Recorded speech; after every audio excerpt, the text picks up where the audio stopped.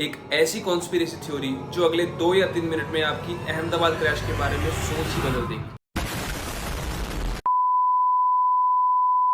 I don't know आपके लिए ये इंपॉर्टेंट है या नहीं, लेकिन विक्टिम्स की फैमिलीज को इसके बारे में जानना बहुत जरूरी है।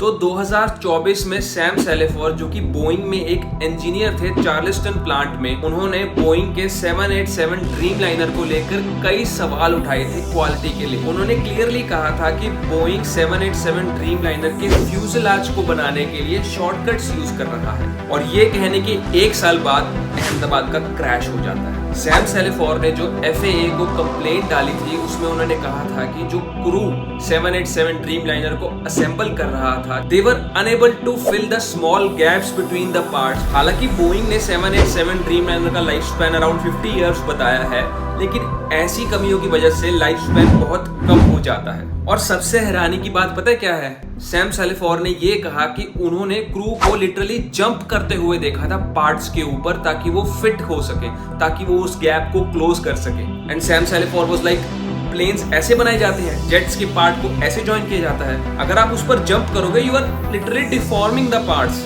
You are literally risking lives. तो ये थी एक विसल ब्लोअर की थ्योरी। अगर मैं इसके साथ दूसरे विसल ब्लोअर की थ्योरी को कनेक्ट कर दूं तो शायद आपका दिमाग ही हिल जाएगा। एक पुरानी विसल ब्लोअर रिपोर्ट के मुताबिक 2012 से लेकर 2013 के बीच में बोइंग के चार्ल्सटन प्लांट में जो एयरप्लेन्स बने थे, उनमें कई सीरियस डिफेक्ट्स थे। और सरप्राइजिंग बात यह है कि उनमें से 6 एयरप्लेन्स एयर इंडिया को डिलीवर किए गए। और बोइंग की x quality manager Cynthia kitchens ने यह कहा कि प्रोडक्शन प्रेशर के चक्कर में बोइंग ने फॉल्टी पार्ट्स का यूज किया टू बिल्ड द फ्यूजलाज। हालांकि जो प्लेन क्रैश हुआ वो बोइंग के एवरेट प्लांट से आया था, लेकिन उस प्लेन का फ्यूजलाज जो था वो चार्ल्सटन प्लांट से ही आया था। और जब सिंथिया किचन्स ने बोइंग की क्वालिटी इश्यूज को उठाया तो उनके एक सीनियर ने उन्हें कहा कि ये प्लेन्स USA में थोड़ी रहेंगे, ये प्लेन्स तो ओवरसीज जा रहे हैं। अब आप यहाँ पर लोगों की मेंटेलिटी को समझिए, उन्हें सिर्फ अपने लोगों की परवाह है, हमारी नहीं।